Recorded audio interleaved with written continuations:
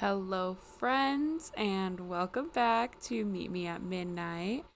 I hope everyone's had a great week. This week has been absolutely crazy for me with the new job, but everything's still going great. I have a pretty insane episode for you guys this week. We are talking about what essentially is a cult. Um, as far as I know, there's no murder or ghosts here, but this still falls into the creepy, scary stuff of nightmares category, which is why I'm including it on this podcast. Just to be clear, there is crimes being committed though, so it's still technically true crime, okay? Um, for anyone in the four corners of the United States, this will hit pretty close to home, I guess Southwest in general. Um, Today, I will be talking about the FLDS and Warren Jeffs. Most people have heard of this before, but if you haven't, fear not. I am about to do a deep dive, so let's get into it. So, what's FLDS and what are their beliefs? So FLDS stands for the Fundamentalist Church of Jesus Christ Latter-day Saints, and this is a sect of the LDS or Mormon Church that broke off when the LDS Church renounced polygamy in 1890, saying that the church would basically LDS was saying that the church would avoid marriages forbidden by law, which the FLDS did not agree to, which is why they broke off and created their own sect. So when they broke off because the men who were raised on the power and beliefs of plural marriage wanted to continue this way of life, and we'll kind of get into you'll kind of see what those reasons are once I get a little bit more into the beliefs. So, what are the standards, beliefs, and practices? It's really extensive. So, here's what I can tell you with pretty much the most confidence I could have, based on what I've read and seen. So, the FLDS believes and recognizes the first three prophets of the LDS Church, which is Joseph Smith, Brigham Young, and John Taylor. Once Wilford Woodruff became the prophet of the LDS Church following John Taylor in 1889, that is when the FLDS split off. They don't recognize Woodruff as one of their prophets. Since this time, the FLDS has developed new doctrines and cultural practices, and as of 2008, there were about 10,000 people a part of the FLDS. So specific doctrines we have regarding marriage and placement. The FLDS Church teaches the doctrine of plural marriage or polygamy, which states that God commands, in order for a man to receive the highest form of salvation, to have a minimum of 3 wives. Again, it's only referring to man. There isn't anything really clear about what happens to women. And I'll say it again later, but the only way they get salvation is by being a wife and bearing children. So connected to this doctrine is the patriarchal doctrine, and that's the belief that wives are required to be subordinate to their husbands and placement marriage. And the prophet elects to take wives from men as well as give wives to men according to their worthiness. So essentially, let's say John Doe had 4 wives, but the prophet didn't deem him worthy of one of his wives anymore. He could remove that wife, and I believe her children from him and move her to a different man, essentially. So it's like women are being treated like cattle, okay? So as far as dress goes, men and women are forbidden to have any tattoos or body piercings, which I feel like is pretty standard. Men specifically wear plain clothing, usually long-sleeved collar shirts and full-length trousers. And then women obviously have more restrictions than men. Women do not cut their hair short or wear makeup. Women do not wear trousers or any skirt above the knee. Women and girls usually wear pastel-colored, homemade, long-sleeved, like prairie dresses, with hems along the ankle and mid-calf, along with long stockings or trousers underneath, which I think I mentioned this later as well, but essentially under the most recent leader, I guess I could say, they had to wear long underwear. So if you think like if you're going to the snow or something, like full body coverage, okay? And then women under Warren Jeff's rule had only 5 hairstyles they were allowed to wear as well. And most of these hairstyles were intricate braids and took hours to perfect, and they did need to be perfected. Not a hair out of place was acceptable. So, like a typical LDS church, the FLDS believed in being extremely prepared for doomsday or the end of the world. And the FLDS, in order to be saved, you had to strictly follow the doctrines set by the prophet, because the prophet was believed to be God on earth. Like, what he said was nothing short of God's words. So, at a base level, if you were a man, believed in the prophet, and married at least 3 wives, and had female children to give to the prophet to be married, then you would be saved at the end of the world. And then women, if you kept sweet and obeyed and were devout to the prophet and your husband, then you would be saved as well. The only difference is between the salvation of the men and women is that the more wives you had, the closer to God you were believed to be, the closer to heaven. Which the ultimate belief is that if you were high enough in the ranks and like you had as many wives as you could, is that you would become a god. Another part of the belief is that as the world is consumed in fire, a small piece of land will rise up from the surface of the earth. And if you are worthy to be saved, you would be on that piece of land. So I talked a little bit about, I mentioned like some names. You're probably like, who the hell is that, with some of these FLDS leaders. So here's a little bit more info on that. So after being excommunicated by the LDS Church, some of the locally prominent men in Short Creek, which is now named different things, it's now Colorado City, Arizona, and Hilldale, Utah. It's like right on the border of the 2 states. So that's where Short Creek is. But the men Lauren C. Woolley and John W. Barlow created the organization known as the Council of Friends. And the Council of Friends is a group of 7 high priests that was said to be the governing priesthood body on earth and was the governing body over the Short Creek community for a while. Under one of those men, John Barlow, the FLDS became a one-man rule community, so that whoever was named prophet had all say. So that's where it began. And one-man rule really meaning like a dictatorship, okay? It was 1935 when the LDS Church excommunicated the Mormon residents of Short Creek because they wouldn't sign an oath renouncing polygamy. So like the official church wouldn't allow them to continue to be part of like the Mormon church officially.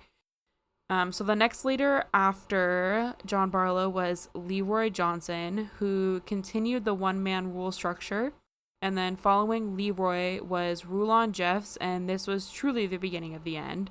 So Rulon Jeffs was born 12/6/1909 and became the prophet of the FLDS in 1986 at age 76, until his death in 2002 at the age of 92. Sorry, that was a lot of numbers, y'all. During his life, he had 65 wives and as many as 65 children, though those numbers are not certain. Several of Rulon's wives were underage, as young as 14 years old. So you can kind of see where this is going, like the crime that we'll be getting into a little bit. But during his time as the prophet, he installed the belief of, quote, keep sweet into his followers, meaning that you were to show no negative emotions, basically have no feelings except to keep sweet and be pleasant at all times. And this especially applied to women. It was instilled to keep sweet and obey, as I said earlier. Now, onto a very special member of the Jeffs family. One of Rulon's many sons, Warren. So, who the hell is Warren Jeffs? So, Warren was born December 3rd, 1955, 8 weeks premature. They weren't sure if he would survive, and the story goes that Warren's mother, Marilyn, had a vision from God that he would survive and that he would be very special. So, the prophet, Rulon Jeffs at the time, and his father also agreed that this would be the case. So, essentially, since his conception, he was favored over all of Rulon's other children. And the first step that led to his dictatorship essentially was when he turned 21 and was appointed principal of the Alta Academy. And the Alta Academy is a private FLDS controlled school. It's only for FLDS members. And the curriculum included, some fairly standard subjects like a school would. Warren taught most of the math classes, all of the history classes, accounting, geography, computer science, chemistry, and chorus. And each day began with an hour-long devotional that included hymns, scripture reading, and sermons. And the school's motto was, quote, can't make this shit up, man. Quote, perfect obedience produces perfect faith. Another thing that I read that Warren said was, like, perfect obedience is like leading someone by a strand of hair. So, like, if someone wasn't perfectly obedient and wouldn't follow along by that one strand of hair, it would break, obviously. So perfect obedience wouldn't even break a strand of hair, essentially. But they're back to the topic. The devotional was held in an enormous room on the ground floor, and those in grades 4 through 12 attended, while the lower grades listened over the PA system in their classrooms. All outside influences in the school and in the community were restricted, so that means no television, no media, and books were selectively chosen. So, even parts of books were just removed if it didn't align with FLDS beliefs. So, like, for example, like a science book, if you're looking at, like, the solar system and things like that, like, if it didn't specifically line up with what the prophet was telling the community to believe in, those pages would literally just be cut out, like, with a box cutter. And then the next evolution of Warren Jeffs was when his father, the prophet, Rulon Jeffs, had a stroke, and his health really only declined from there. He didn't even know, like, where he was or who any of his wives were. Warren never left his father's side, and immediately after his death in 2002 was named the self-proclaimed prophet of the FLDS to follow his father.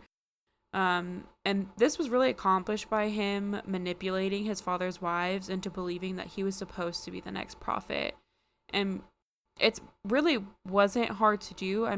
You grow up in this community, this is all you know, like, you want to please the prophet, you want to please God. So I don't think it was terribly hard to convince these people. So speaking of his father's wives, one after one, he married his father's wives, who were essentially his mothers. Even though a lot of them were younger than him, which leaves a bad taste in the mouth. In total, Warren Jeffs has 78 wives and more than 60 children to date. Again, a lot of these women were as young as 14 and were raped. The women weren't even taught how a baby is made or what sex is. Which is really disturbing in itself. Like, these things are just happening to them and they don't understand why. They don't like it. The community as a whole was told that God can hear your thoughts and desires. And if you were a woman and desired a man or had any impure thoughts, that your channel to God would be clouded and you would not be given to a husband, which in this community means everything. The only way for a woman to be saved is to marry and bear children. So after becoming the prophet, Warren took the one-man rule doctrine to a whole new level. As the sole individual in the FLDS church with the authority to perform marriages, Jess was responsible for assigning wives to husbands. He also had the authority to discipline male church members by reassigning their wives, children, and homes to another man. So he excommunicated a lot of men who he thought were a threat to his reign, and he also excommunicated a lot of boys since there were too many boys compared to the ratio of women and girls in the compound.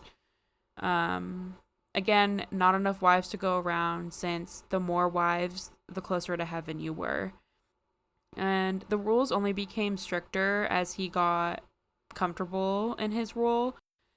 For example, for women's dress, they had to wear, like I said earlier, long underwear at all times that covered everything from the neck down. No skin showing besides like their hands. And a specific style of dress was permitted, but no patterns or the color red was allowed. And then this was also when the specific time-consuming hairstyles I mentioned in the beginning went into effect. I also want to just provide some like direct quotes from sermons that Warren gave to kind of give you a feel for what it was like to listen to him. And remember, his word is the word of God, okay? So from a sermon in 2001,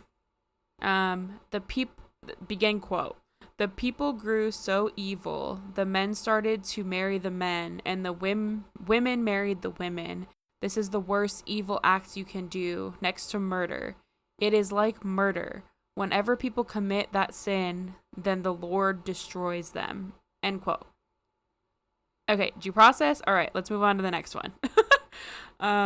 From a sermon in 2005, begin quote, "The woman, if she is not careful, will be overbearing and always ask permission for what she wants. And ladies, build up your husbands by being submissive." End quote. Again, process. Next. It just keeps going. Next quote. "So when you enjoy the beats, the rock music, maybe even toned down with an orchestra, you are enjoying the spirit of the black race, and that's what I emphasize to the students." And just to be clear, since I did not include another quote because it used some foul language that I refuse to repeat on here, this man is racist. He is homophobic. He's a polygamist. He's a child predator, and he's a rapist. At the very least, if not also a manipulative narcissist, okay? So, what happened? Obviously, I'm telling this story for a reason. So, most of what I just said is very illegal in the country, but to the church, there was no one more important than the prophet himself, as a man cannot be greater than God. So, for all intents and purposes, Warren ruled with an iron fist, quote, peacefully until 2005. There was a lot of media attention on the FLDS community due to the polygamy just on its own. They didn't really pay much attention to the other aspects that could have drawn in this kind of attention, like the homophobia and the racism. But it was really the polygamy that was getting people. So, with so much attention focused there, something was bound to happen. In 2005, Warren went on the run after a warrant for his arrest was issued on charges of conspiracy to commit rape and sexual conduct with a minor. And during his time running from the authorities, he managed to climb to the FBI's 10 most wanted list, which that is a feat. He was captured by authorities in late 2006 for a routine traffic stop. He was then imprisoned, and while he waited for his trial, he attempted to hang himself, but no dice. He was not successful, And a year later, in 2007, he was sentenced to 2 consecutive terms of 5 years to life, meaning a minimum sentence of 10 years for marrying a 14-year-old girl to her 19-year-old cousin. So of all the things that he's done and have been confirmed by people who were either excommunicated or decided to leave the FLDS community, of all the things we know that Warren Jeffs did, that is what he was convicted for. Okay? And for a minimum 10 years. Baffling. So where is he today? Where is FLDS today? So while on the run, Jeffs had managed to organize the transfer of several hundred of those families he deemed most faithful to him, from their original community in we'll call Short Creek to a large compound outside of El Dorado, Texas. This is where dormitories and an enormous church-like structure were constructed. In 2008, the group purchased $2 million worth of property in 5 locations along the remote eastern flank of the rugged Sangre de Cristo Mountains, about 170 miles southwest of Denver. And I'll include a picture of the Texas compound on Insta along with others as per usual. It's massive. Like the church building they built is massive. In April 2008, a prank caller saying that she was in the compound called and claimed to have been raped. And the police raided the compound and took 460 children into protective custody.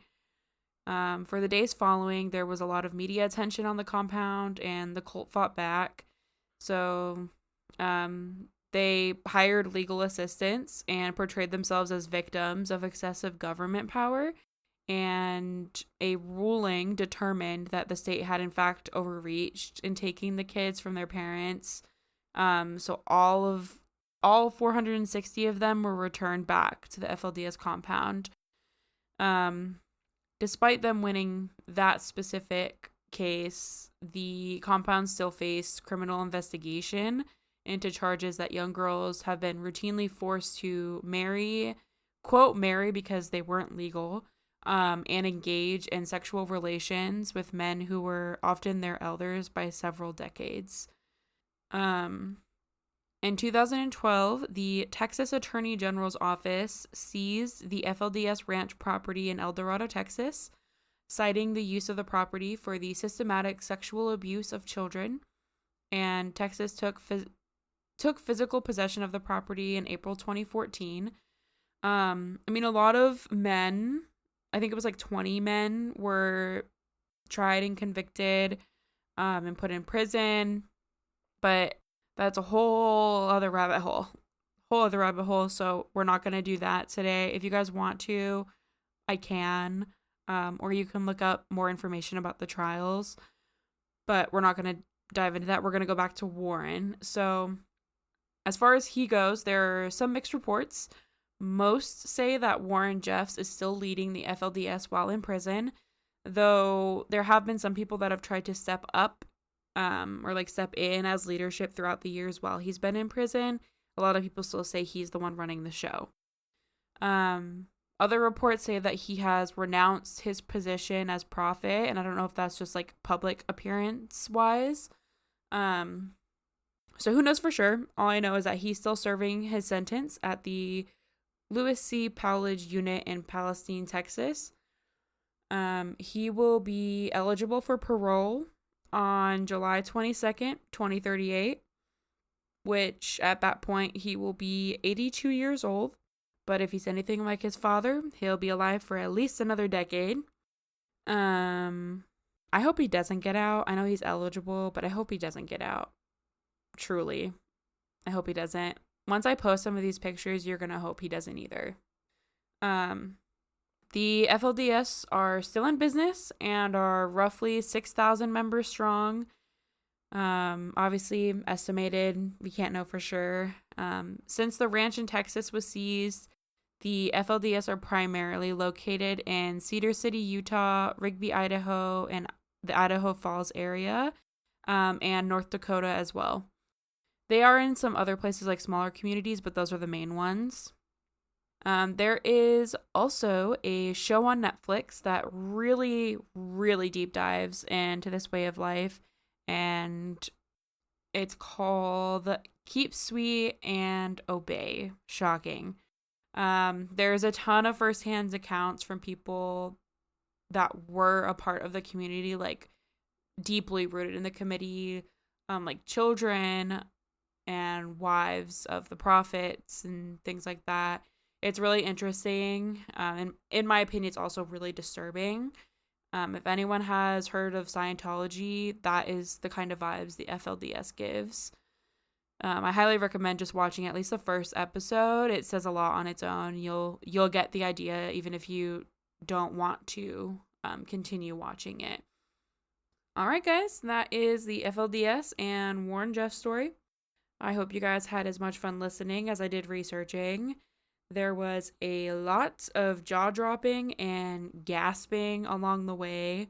I really live to learn stuff like this, but it's also so horrible, but so fascinating. So, I mean, as usual, thank you guys so much for listening, and I will see you at midnight next week. Bye!